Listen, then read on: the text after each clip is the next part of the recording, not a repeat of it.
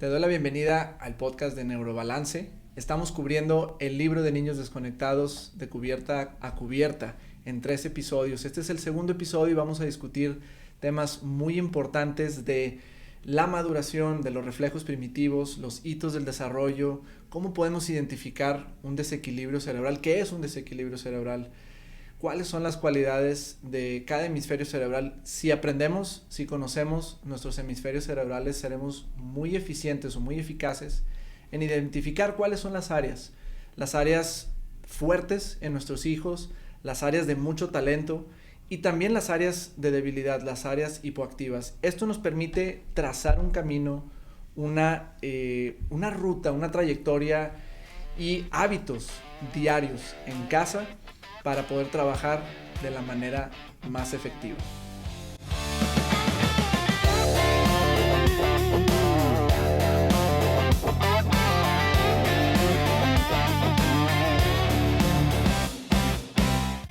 Bienvenidos al podcast, me acompaña el equipo de Neurobalance, Paola, Paulina y Luciana, y hoy vamos a discutir y vamos a entrar en temas un poquito más profundos acerca de la tercera edición del libro de niños desconectados. Esta edición está disponible únicamente en inglés, pero nosotros vamos a hacer nuestro review como centro autorizado y certificado por la metodología.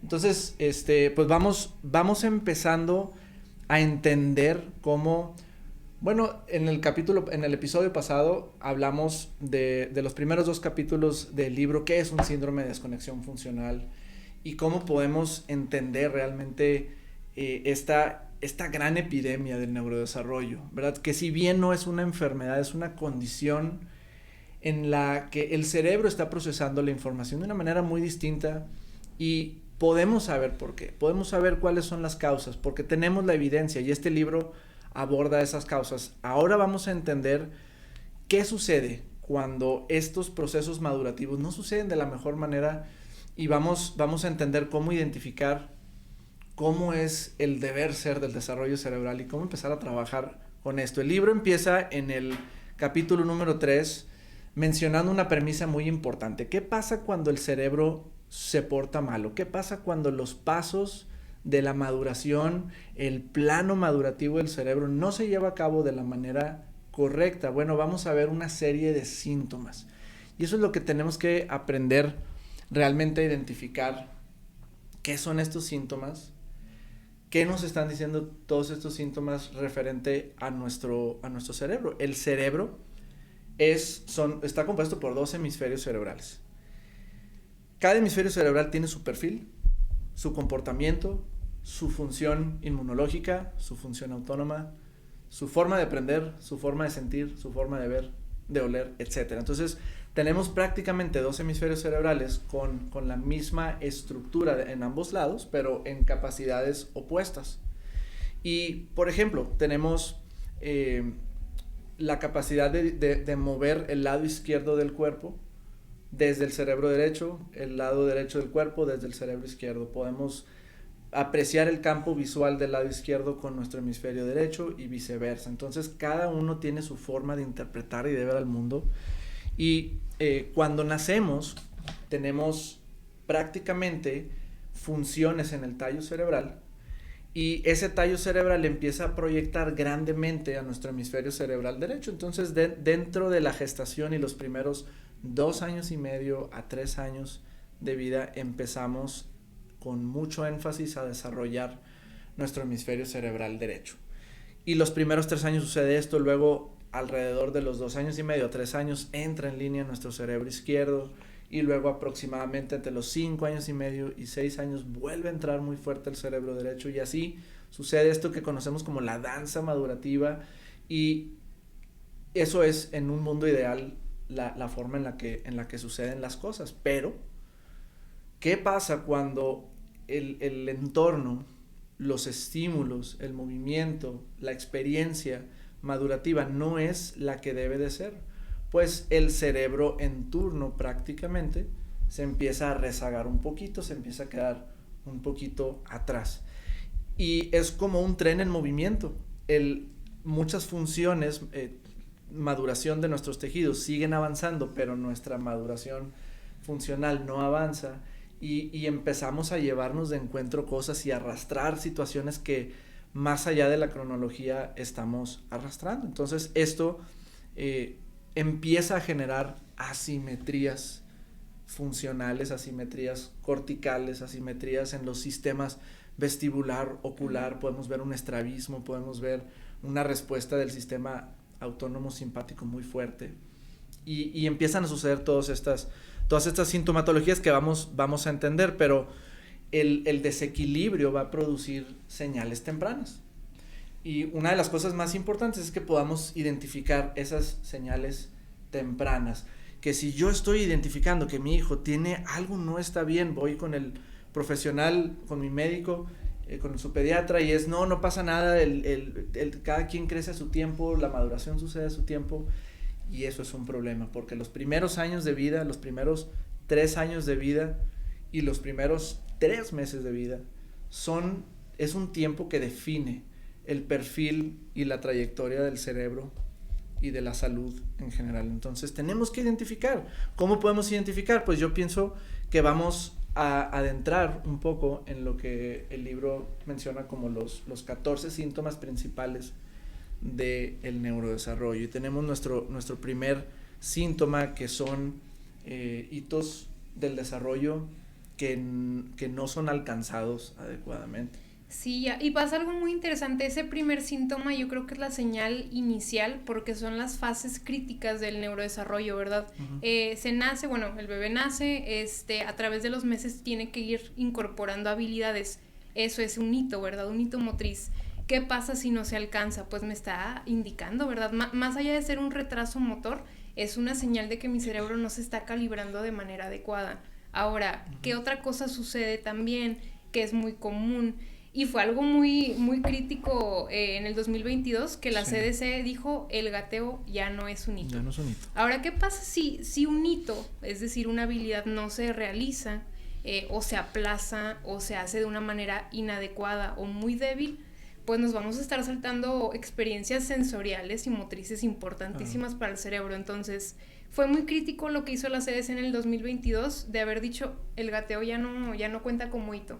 Si lo hace, muy bien; si no lo hace, pues bueno, ¿verdad? Pero ¿qué sucede? Nos estamos saltando una experiencia de coordinación que también nos ayuda a integrar un reflejo primitivo. Entonces, a la larga va a tener una repercusión, ¿verdad? Básicamente, gatear antes de caminar es como estarnos saltando pisos. Si yo me salto el piso 1, ¿cómo voy a hacer el piso 2? Durar o ser lo suficientemente fuerte para el siguiente piso. Entonces ese es un primer síntoma muy importante, y se ha estado normalizando mucho que no se hagan de la manera adecuada. Entonces necesitamos tener un ojo más crítico, ¿verdad? Si algo no nos cuadra, pues no dejarlo pasar. Son puntos de verificación. O sea, como entendemos, son los hitos del desarrollo, son puntos de verificación de la maduración que nos dicen que las cosas van a tiempo o estamos fuera de sincronía biológica, fuera de sincronía madurativa.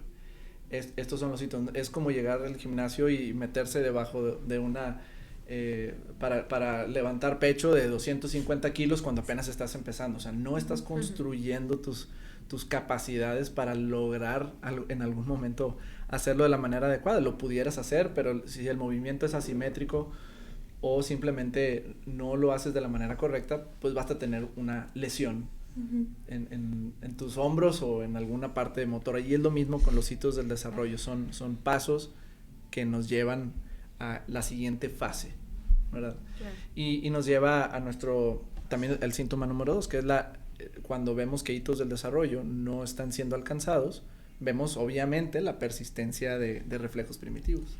Exactamente, y nuevamente volvemos a centrarnos en uno de los pilares, ¿verdad?, de método neurobalance, reflejos primitivos. Ahora sí, nosotros empezamos a dar una introducción, los reflejos primitivos, cuando un bebé nace, son estas respuestas involuntarias que le permiten entrar en un modo de supervivencia. Es lo que le permite incluso salir por el canal de parto, ¿verdad? Uh-huh. Son reflejos que le ayudan a la alimentación, a la succión, a la respiración, a la digestión. Es lo que le permite al bebé que cuando aún no tiene un movimiento consciente, es cuando entran estos reflejos primitivos. Y entonces, cuando uno deja de observar los reflejos primitivos, bueno, estos deberían integrarse antes del primer año de edad, ¿verdad?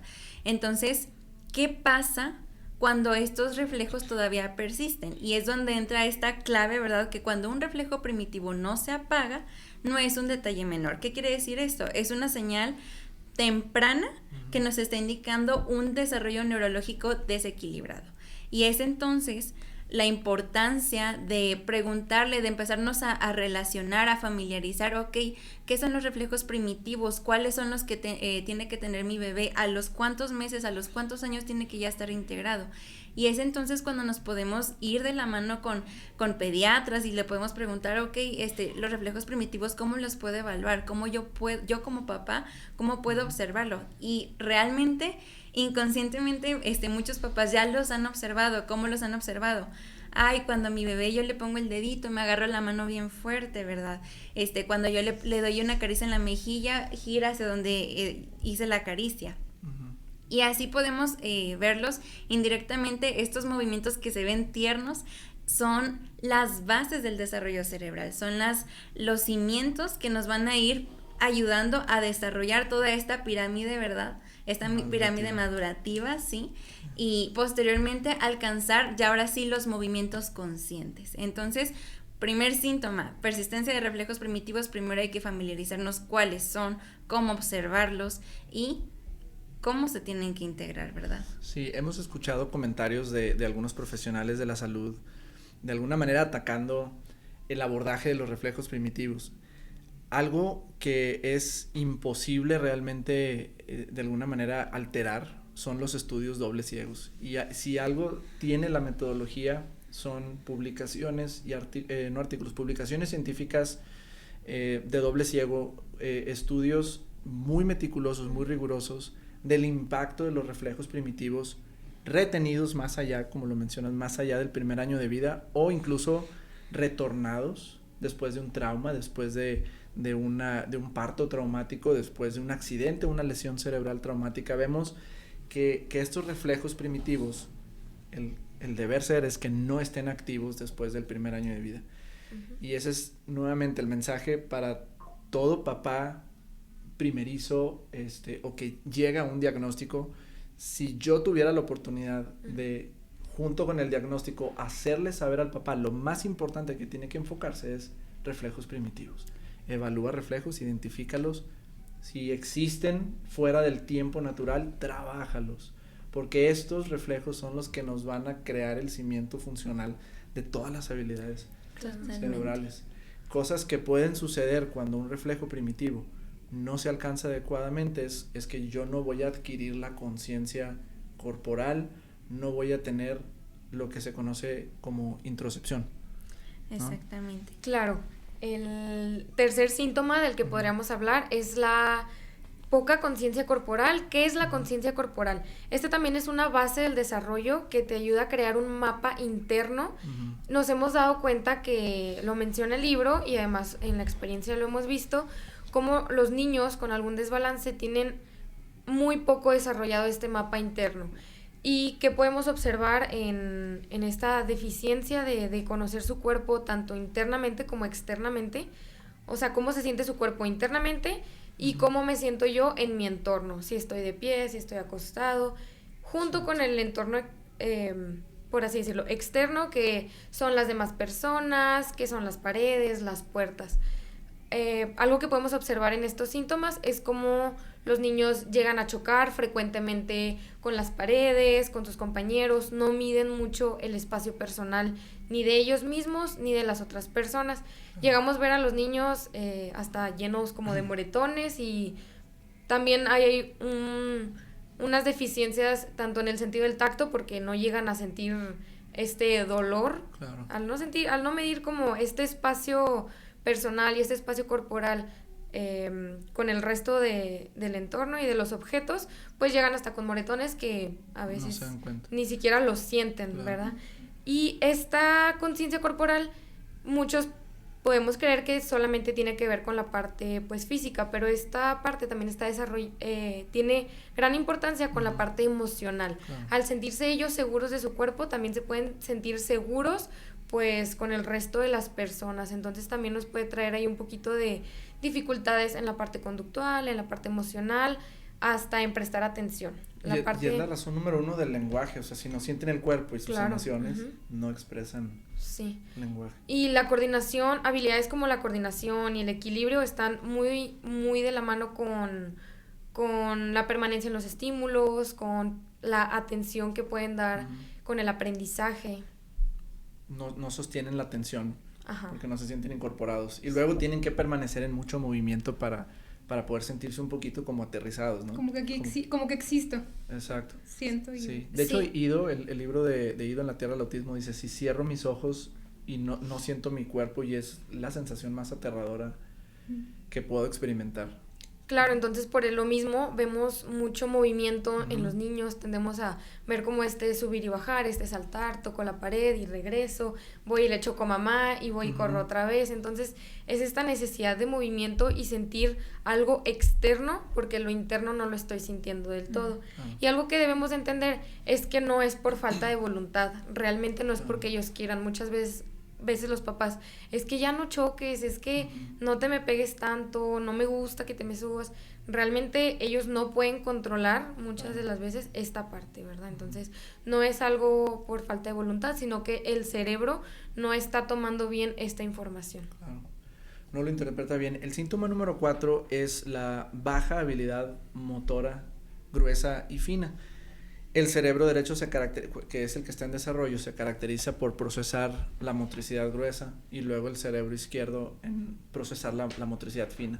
Y junto con la motricidad fina, pues viene la habilidad verbal, que es lo más complicado, pero vemos habilidades motoras gruesas deficientes.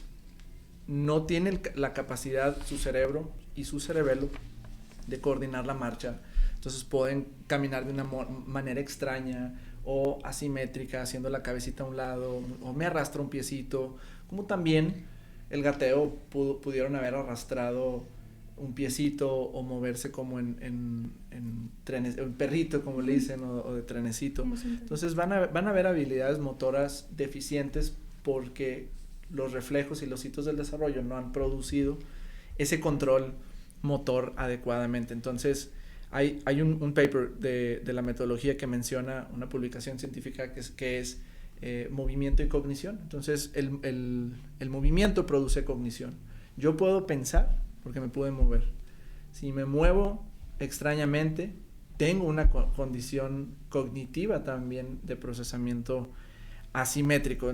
Podemos saber que problemas conductuales o problemas de procesamiento intelectual 99% de las veces va a tener también una motricidad deficiente. No podemos separar la motricidad de la cognición.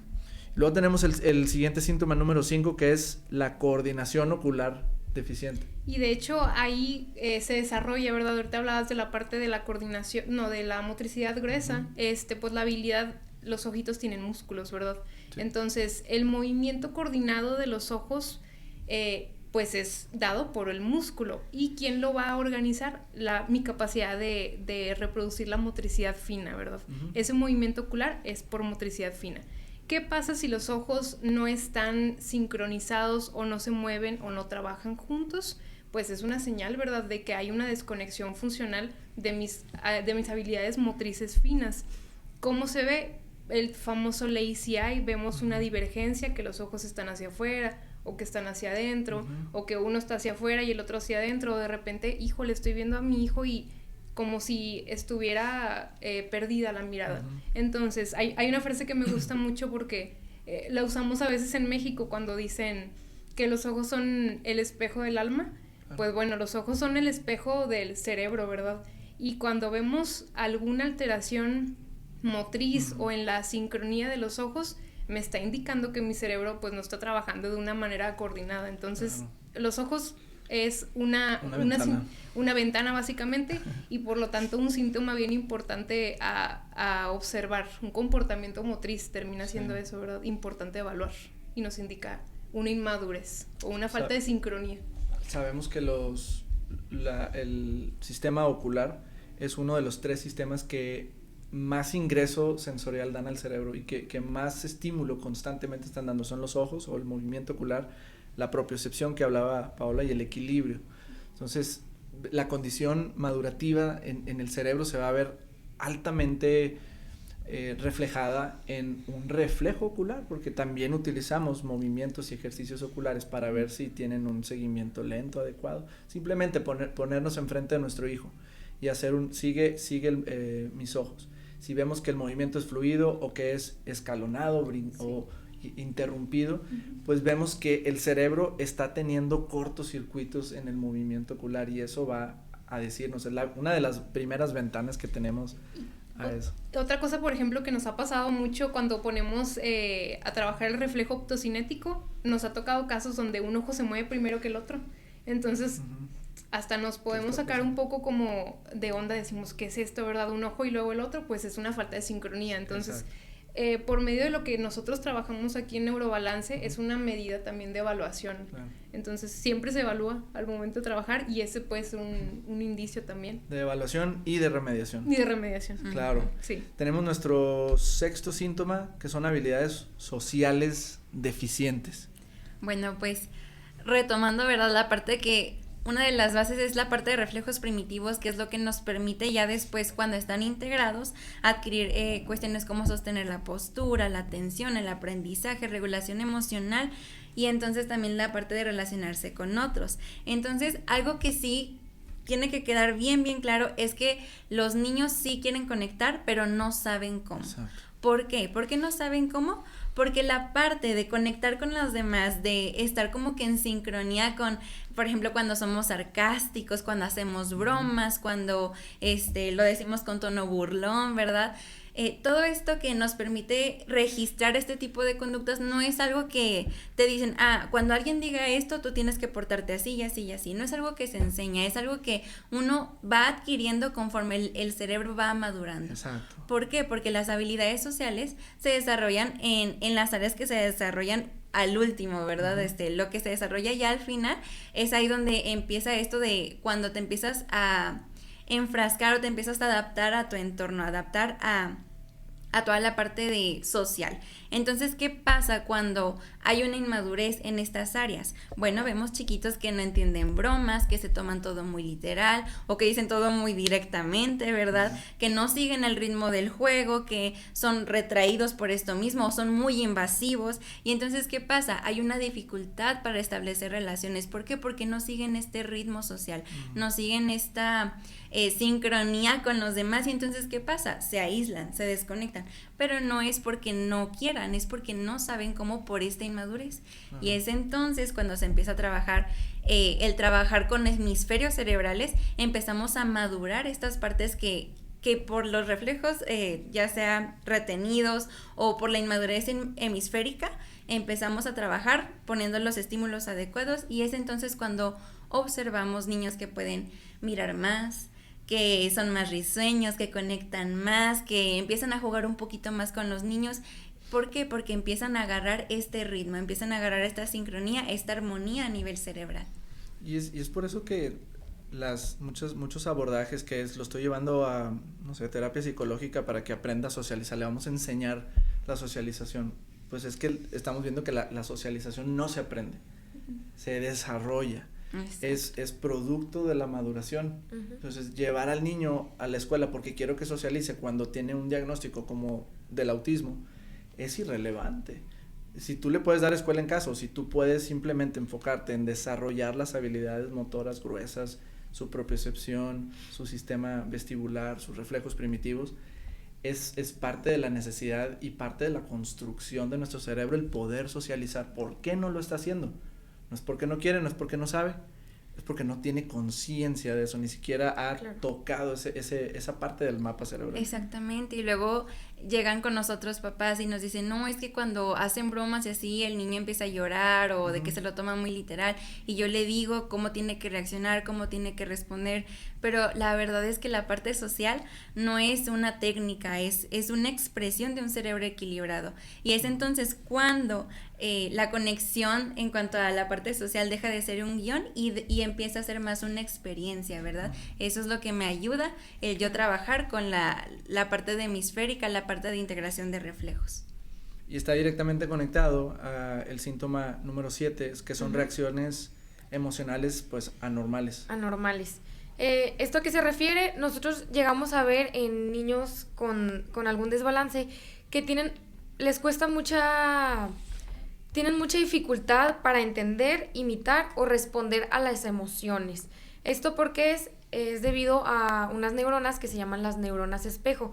Estas neuronas espejo te permiten imitar, leer gestos, tono, postura. Entonces, cuando hay un desbalance cerebral y que un desarrollo ha sido, por así decirlo, anormal, pues estas neuronas no se van a desarrollar, lo cual no le permite al niño, pues le va a traer dificultades, como lo decíamos, que está relacionado con la socialización, con el lenguaje, pueden malinterpretar lo que son las bromas, pueden no distinguir entre la alegría y la frustración. Entonces no va a haber como mucha congruencia en cómo son las emociones dentro de él, ¿verdad? Porque no logra distinguir la diferencia entre una u otra, y pues más que nada es por estas neuronas espejo que al no haber sido trabajadas por medio de el desarrollo, del movimiento, del mapeo corporal, pues el niño también le va a afectar tanto en la parte emocional como en la motora. Muchas veces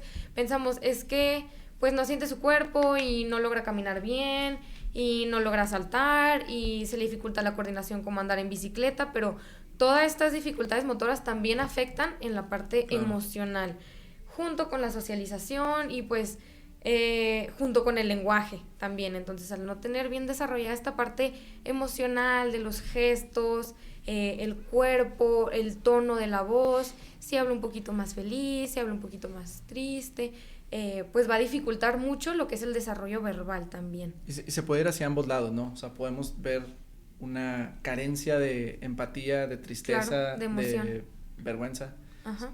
O podemos ver un exceso de esas emociones, o sea, demasiado vulnerable a la opinión pública o completamente ajeno a la opinión pública. Depende de cada hemisferio cerebral, ya que cada uno tiene sus emociones.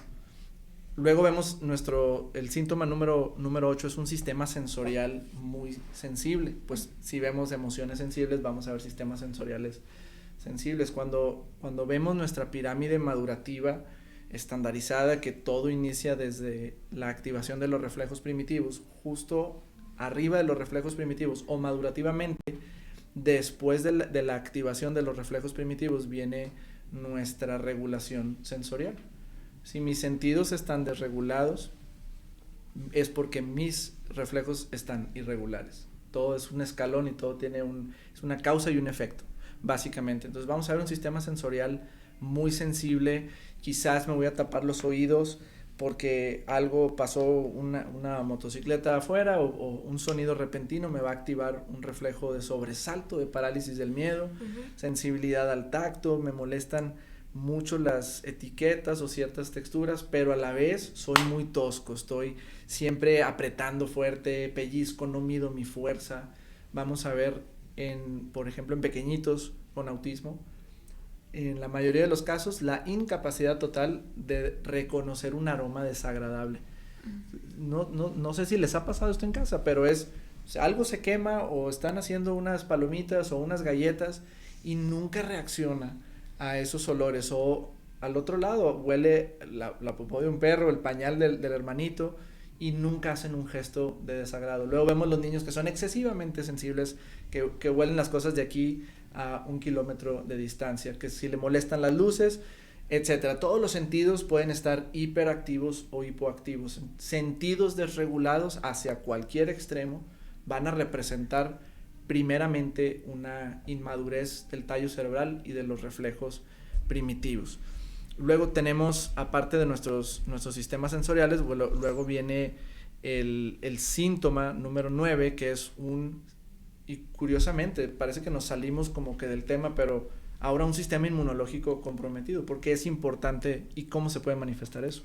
Ahora es muy interesante porque yo creo que son pocas las metodologías que te dicen o que te mencionan una relación entre el sistema inmune comprometido y un desbalance hemisférico en la funcionalidad.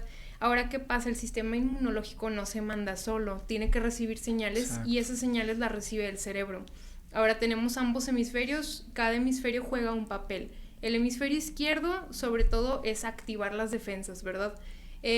Por el otro lado, el hemisferio derecho, pues es el que trabaja frenando un poquito para que las respuestas no se vuelvan muy exageradas. Ahora, ¿qué pasa cuando vemos un desbalance hemisférico? Es decir, vemos una deficiencia, vamos a hablar de una deficiencia del hemisferio izquierdo. Híjole, pues vamos a ver niños que se enferman muchísimo. Vienen aquí, otitis, se la pasan bajo antibióticos, siempre trae un virus, algo así, infecciones. Entonces, ¿qué es lo que sucede? La respuesta que regula, que procesa el hemisferio izquierdo, que es activar el sistema inmune, pues no está trabajando de la manera adecuada. Entonces todo está repercutiendo en la salud. Ahora, por el otro lado, si vemos una deficiencia del hemisferio derecho, pues muchos dicen, qué padre, porque pues no me voy a estar enfermando, ¿verdad? Exacto. Pero ¿qué sucede? Hay una respuesta inmune hiperreactiva. Entonces vemos a niños que todo les da alergia, que hay una reacción alérgica a la piel, hay asma, hay eczema, vemos sensibilidades alimentarias, que desde ahí también ya podemos observar una deficiencia en la capacidad de mi cerebro de regular pues esos temas inmunes, ¿verdad? Hay una analogía que me gusta como poner para explicar un poquito esto, que es como si el cerebro fuera, o mi sistema inmune más bien, fuera un ejército. Entonces el que regula o el que detona, ¿verdad? Es el izquierdo, activa y ataca, ¿verdad? A lo que sea que entre. Y el derecho, pues es el que controla a esos militares, por así decirlo. ¿Qué sucede si hay un desbalance? Pues o hay guerra en mi sistema inmune, en mi cuerpo, o hay un abandono, ¿verdad? No sucede absolutamente nada. Entonces, de ahí la importancia de observar ese síntoma. Si veo que regularmente mi niño se enferma, o al contrario, tiene alergia a todo, la comida, todo le hace, o todo le genera una reacción, pues bueno, nos está indicando que hay una inmadurez, no meramente del sistema inmune, sino de quien lo regula, que es el cerebro. Y lo vemos en adultos, o sea, por ejemplo, a mí me toca ver mucho en trastornos autoinmunes, que es un hemisferio izquierdo hiperactivo. Me toca ver mucho a mujeres con hipotiroidismo, con Hashimoto's, que es el sistema inmune atacando sus glándulas hormonales. Y al mismo tiempo también ves a personas que son muy lineales, muy lógicas, muy organizadas, o a veces hasta obsesivo, compulsivo. O sea, todo está conectado realmente entre los sistemas corporales. Luego podemos ver el siguiente síntoma, latidos rápidos del corazón y una digestión inmadura. Ajá, sí, ya en esta parte, nuevamente, todo tiene un origen, ¿verdad? Cuando uno nace, está gobernado el bebé por un sistema nervioso primitivo. ¿Qué quiere decir esto? Que él está enfocado en las funciones vitales automáticas. Por ejemplo, los latidos, la respiración, la digestión. Entonces, eso es más un sistema primitivo enfocado en la supervivencia, no en la calma. Entonces, ¿cómo vamos evolucionando? Bueno, cuando empiezan a desarrollarse las áreas superiores a nivel corteza, ¿verdad? Cerebral, entonces empezamos a trabajar ya no desde la parte alerta, la parte primitiva, sino la parte más reguladora, ¿verdad? La parte que busca regular mi respiración, la que es la digestión. Y entonces, ¿qué vemos? Cuando vemos niños que no pueden controlar los latidos de su corazón, lo que es la respiración entrecortada, problemas del estómago, que o no van al baño, o tienen movimiento gastrointestinal. Sudan las manos mucho. O sudan bastante, y muchas veces dicen los papás, es porque es nervioso, es porque tiene ansiedad. Pero muchas veces, más que ansiedad o nerviosismo, es un cerebro infantil pidiendo ayuda para madurar. Entonces, la raíz de estos latidos rápidos, esta respiración entrecortada, una flora intestinal o la parte intestinal inmadura, no es porque sea algo emocional o conductual. Entonces, cuando nosotros trabajamos la parte hemisférica, no solo estamos trabajando la parte conductual, la parte de atención, sino también estamos trabajando sobre la fisiología, o sea, cómo funciona nuestro cerebro, cómo se adapta toda la fisiología a nivel celular y todos los sistemas que la conforman, ¿verdad? Entonces, no es nerviosismo, no es ansiedad, es un cerebro inmaduro que está en modo alarma, modo alerta y no sabe cómo regularse. Y luego este sistema autónomo o estas disautonomías que vemos también producen sensibilidades alimentarias por falta de maduración.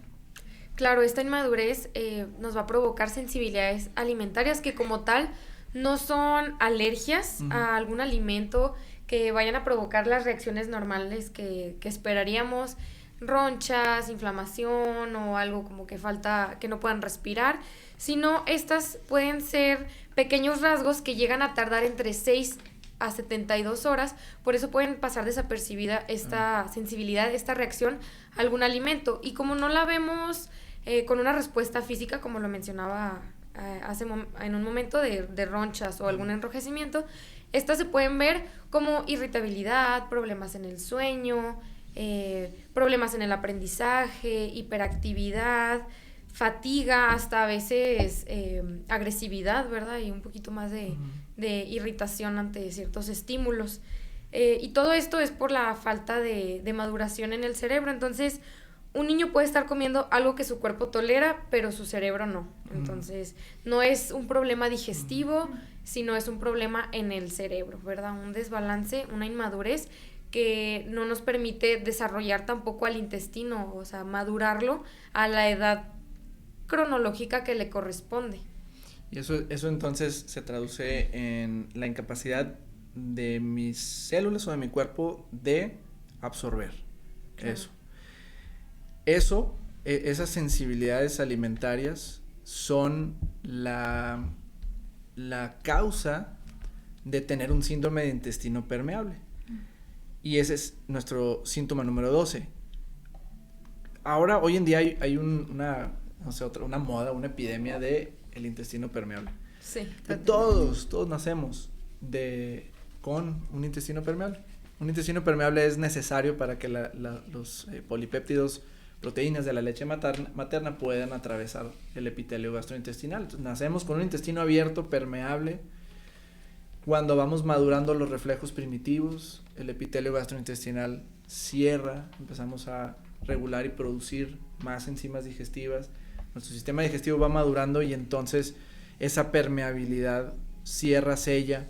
También al ingresar ciertos alimentos, tuétano, hígado, entre otras cosas nos ayudan a tener un cierre de ese intestino. Entonces, cuando estamos viendo sensibilidades es porque hay una permeabilidad intestinal. Cuando hay una permeabilidad intestinal es cuando hay inmadurez en el tallo cerebral y áreas corticales pues no me han cerrado ese proceso madurativo. Luego vemos nuestro penúltimo síntoma son dificultades académicas. Sí, llega a suceder mucho. Usualmente cuando tratamos con niños con algún síndrome de desconexión funcional, son niños sumamente inteligentes, pero ¿qué pasa? Escolarmente hablando, hay muchos retos. Por ejemplo, fueron niños que leyeron a súper temprana edad, ¿no? Me leyó bien chiquito, pero ¿qué pasa? No hay una comprensión de lo que se lee. ¿Qué otra cosa? Niños que son muy buenos también con las habilidades matemáticas básicas, pero al momento de poner alguna actividad de razonamiento matemático, también es ahí donde hay retos. Otro muy común es que son muy buenos en la memoria, y usualmente yo creo que es el hallazgo que más nos llegan a comentar, sobre todo cuando hay una dominancia de hemisferio izquierdo, que son muy buenos memorizando cosas, pero no son buenos organizando esa información, sacando deducciones, por ejemplo. Y ahora, ¿por qué se da eso? Pues si el hemisferio izquierdo y derecho no están sincronizados, va a haber información, pero no va a ser muy fructífera. Es como si estuviéramos viendo una película y el audio va desfasado de los subtítulos o de lo que se está observando con los personajes. Pues sí, estoy recibiendo información, pero al no estar sincronizado, realmente no me está sirviendo de nada. Entonces, ¿por qué llegamos a ver esos retos? Porque si ambos hemisferios tienen sus habilidades uno es muy bueno para temas más literales y otro para ver el panorama completo, pero si estas dos habilidades no se unen, realmente no vamos a poder tener un resultado fructífero que usualmente se mide con calificaciones, ¿verdad? Entonces ahí es donde vemos esos retos que suelen a veces ser un poquito incoherentes para los papás. Siendo tan listo el niño, ¿por qué me batalla tanto con matemáticas o con la comprensión lectora? Pues porque estamos fuera de sincronía, necesitamos de ambos para poder tener una comprensión completa de lo que se aprende. Simplemente no tienen sentido las cosas, Uh-huh. ¿verdad? En el cerebro todo se trata de sincronización y de, ¿cuál es la palabra? Coherencia entre ambos hemisferios cerebrales. Y el último síntoma que menciona el libro es poca conciencia cognitiva. Aquí está completamente relacionado a toda la parte académica. ¿Por qué? Porque está centrado en funciones ejecutivas. ¿Cuáles son mis funciones ejecutivas? Pues planear, organizar, controlar impulsos, regular emociones. Es como el CEO del cerebro, ¿verdad? Entonces, como todas estas habilidades, todas estas... ahora sí que vamos adquiriendo, conforme vamos desarrollándonos, se desarrollan en la parte prefrontal, que es una de las últimas áreas que se desarrolla, y entonces, como es una de las últimas que se desarrolla, pues entonces, cuando un cerebro está inmaduro, cuando un hemisferio va más rápido que otro, cuando uno va súper acelerado y el otro va súper lento, entonces empezamos a ver problemas de atención, problemas de lectura, en la escritura, problemas para seguir instrucciones, risas fuera del lugar, no hay seguimiento de indicaciones, dificultad para hacer amigos, y entonces los papás dicen, bueno, es que mi hijo tiene el problema de la escritura, tiene el problema de hacer amigos, y no es tanto un problema en esa área en específico, sino es un problema porque un cerebro o un hemisferio más bien va más atrás que el otro, y es entonces cuando vemos niños brillantes, como mencionaba Pau, en la parte de memoria, en la parte de reconocer, ¿verdad?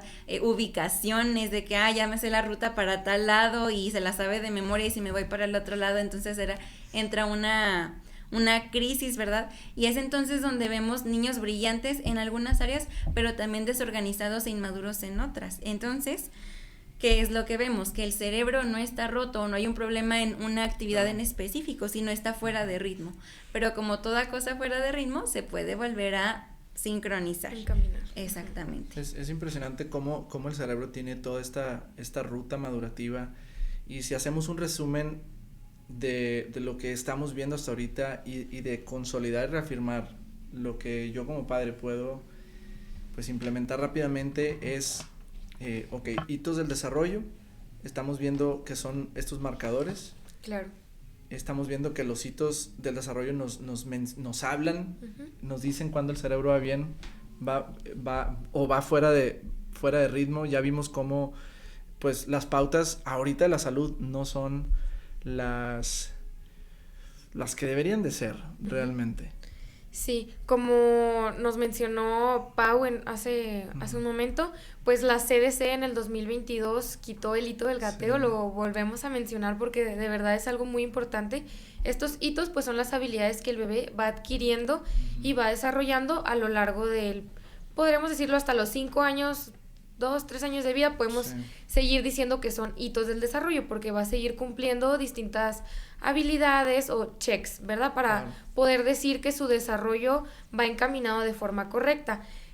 Otro punto importante del por qué la relevancia del gateo en los bebés, pues nos va a decir cómo está el control postural, la fuerza, la coordinación, la memoria y hasta el equilibrio hemisférico de un bebé.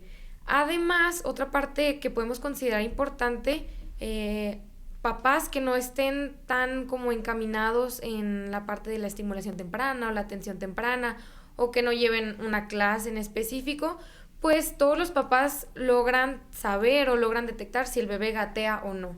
Puede que no logren ellos identificar, pues no hace un agarre palmar simétrico, o que pasa desapercibido ahí un poquito si usa más una mano que la otra, si ya integra un reflejo o no, porque pues realmente es conocimiento no tan básico para algunos padres. Entonces, pues al quitar el gateo, pues puede que haya pasado desapercibido alguna de las habilidades que tampoco está haciendo, pero con el gateo sí pudieron haberse dado cuenta. Entonces, al quitar el gateo, pues ahora están pasando desapercibidos varios niños que al crecer pueden desarrollar algún diagnóstico, pueden tener problemas cognitivos en el lenguaje, en el aprendizaje o hasta un autismo, ¿cierto?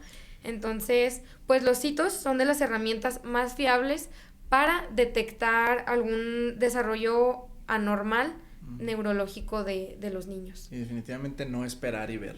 No. No esperar a que las cosas sucedan. No. Y luego, entonces, reafirmando la parte de reflejos primitivos, como son pues se puede decir, origen de la función neurológica, los reflejos primitivos, estos movimientos automáticos, ¿qué cosas podemos simplemente tener muy presentes como padres para saber o pensar que algo está mal o que no se está integrando a tiempo? ¿Qué puedo hacer en casa realmente con los reflejitos? Bueno, pues número 1, les mencionaba muchas veces como papás ustedes, al momento de cuando el bebecito empieza a agarrar el dedito, cuando se asusta sonidos de repente, ¿verdad? Y hace sus manitas así, o sea, es la forma en la que nosotros podemos ir como que observando, identificando estos reflejos primitivos. Ahora, ¿cómo yo me puedo empezar a dar cuenta cuando esos reflejos primitivos no están avanzando adecuadamente o se están quedando retenidos? Bueno, lo observamos en bebés que no pueden gancharse, ¿verdad? Bien al pecho, cuando no coordinan la succión y la respiración, cuando tienen cólicos o reflujo severo, ¿verdad? Y no solo se ve en bebés. Ahorita, actualmente en las investigaciones, el doctor Robert Melillo, por ejemplo, cuando va a dar sus pláticas y así, o nosotros también cuando vamos a otros países y así, vamos evaluando a las familias para darle el ejemplo de cómo evaluar a sus chiquitos y ¿qué vemos? Papás con reflejos retenidos. También. Y es entonces cuando vemos familias, cuando vemos mamás, papás, hombres, mujeres que normalmente tienen ansiedad o se consideran torpes motrizmente o tienen problemas gastrointestinales frecuentemente. Entonces muchas veces no es algo ni siquiera de personalidad, no es algo que sea un problema en específico, sino es algo que está cimentado en la base, que son reflejos primitivos retenidos. Entonces, el hecho de que cuando algo no va adecuadamente, cuando algo va un poquito más atrás de lo normal o cuando uno tiene problemas constantemente con cierta situación, hay que ponernos a preguntarnos cuál es la base de esta dificultad, cuál es la base de esta preocupación constante o de que no me puedo quedar quieto, que tengo problemas de atención ya como adulto. Y es la base en cuanto a reflejos primitivos. Y aquí lo importante es que cuando hay reflejos retenidos, se pueden integrar a cualquier edad, y eso es ahora sí que una clave, ¿verdad? Para tomar acción, para empezar, ok, ya soy grande, ya no lo detecté cuando estaba chiquito, ok, pero ahorita yo, adulto, puedo trabajar y hacer estímulos correspondientes y ejercicios específicos para poder integrar este reflejo primitivo, y es entonces cuando nosotros podemos seguir, ¿verdad?, construyendo nuestro desarrollo cerebral a cualquier edad. Una pregunta que nos hacen mucho también referente a eso es ¿por qué se retienen los reflejos? ¿Por qué suceden estos tipos de inmadurez? ¿Y qué lo está causando todo? Y es una de las cosas que también aborda mucho en el libro de Autismo, la verdad científica, del Dr. Robert. Y también podemos entender a través de los procesos biológicos naturales que no es mayormente un aspecto genético. No existe un gen autista, no existe un gen TDAH, existen cuestiones genéticas con pues situaciones similares a las de un autismo, pero no es el común denominador definitivamente. Y todos los epidemiólogos están de acuerdo que un trastorno genético o una mutación genética no aumenta en 50 años de 1 en 10,000 a 1 en 31.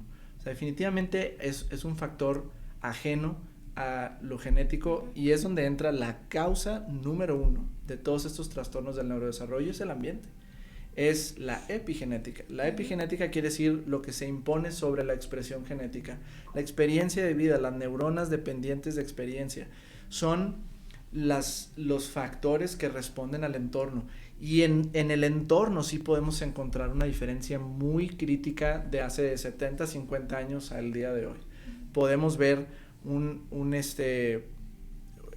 ambiente moderno que realmente se ha comprobado que la tecnología, la emisión de luz artificial, las frecuencias electromagnéticas no nativas, las pantallas, los videojuegos, están generando un impacto de falta de maduración en nuestra biología, en nuestras neuronas.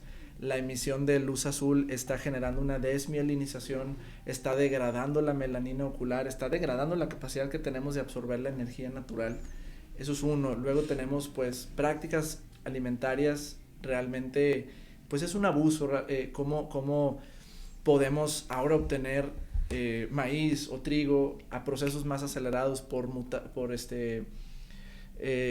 ¿cómo se le llama?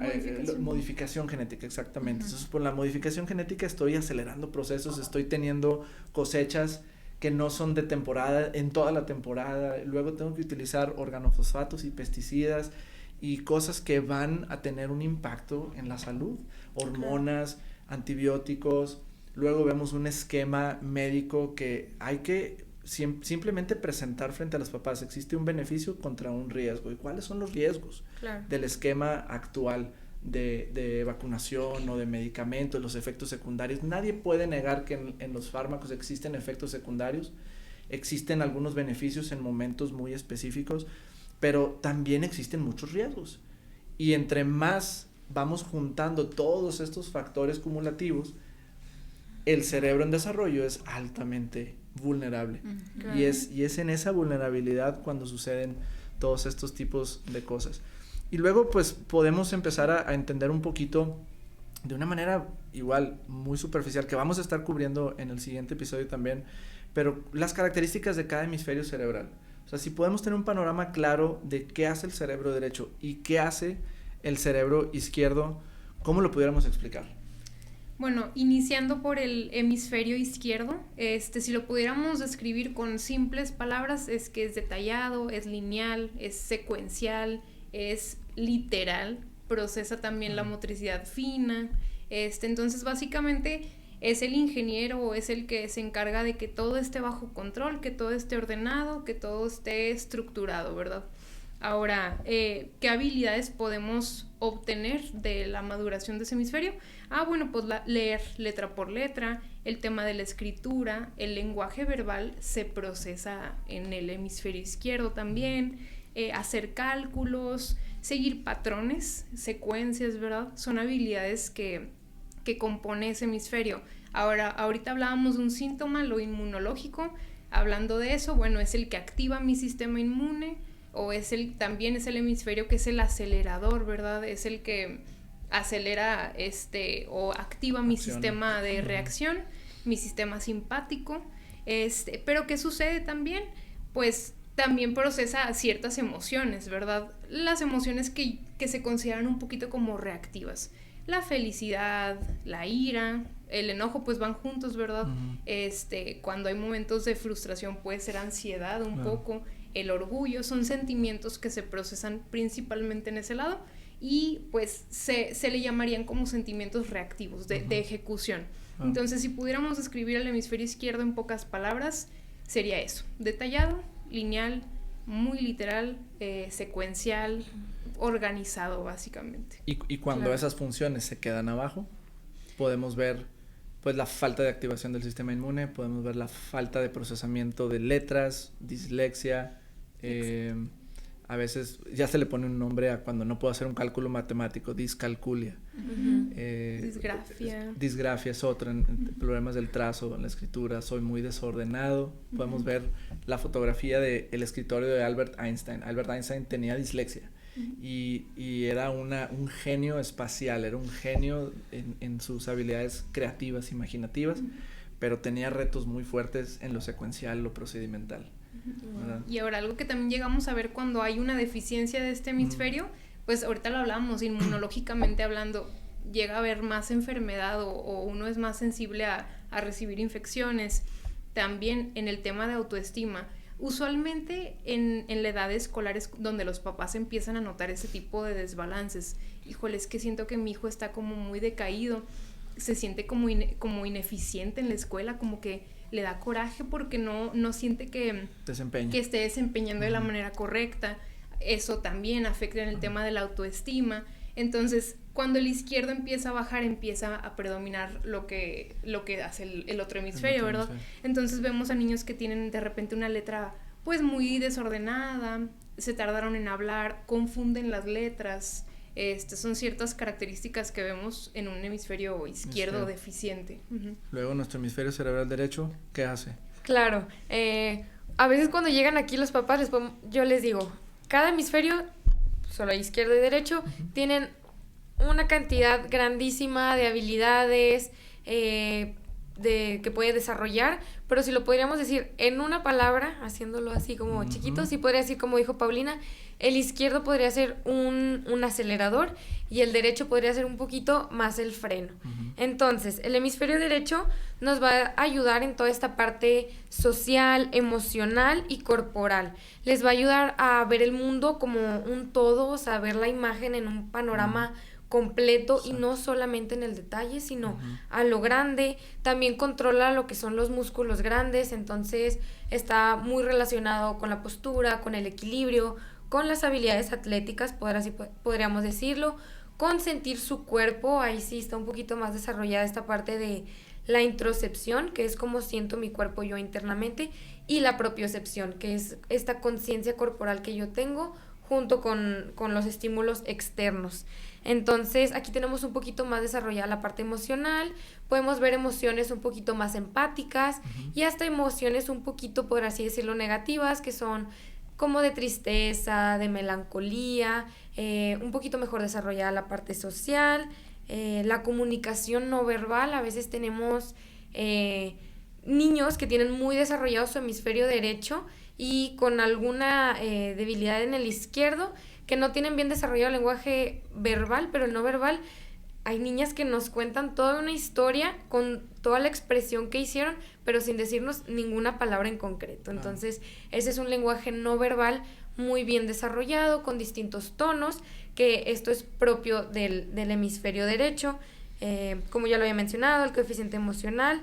El hemisferio derecho también lo que hace es suprimir al sistema inmunológico, a diferencia al contrario de lo que nos comentó Paulina. Tiene mucha relación con el sentido del olfato y con el gusto. Entonces, niños con este hemisferio un poquito más alto pueden estar un poquito más reactivos ante estímulos olfativos y del gusto, igual con su cuerpo, por eso tienden a marearse un poquito más. También. Cuando este hemisferio derecho falla, pues es lo que, o está un poquito más deficiente, es lo que podemos ver en niños con algún diagnóstico como autismo o hiperactividad, que pues está esta falta de lenguaje no verbal, un tono muy monótono, si llegan a hablar puede ser nada más como ecolalia, sin un sentido, sin un propósito de lo que están diciendo.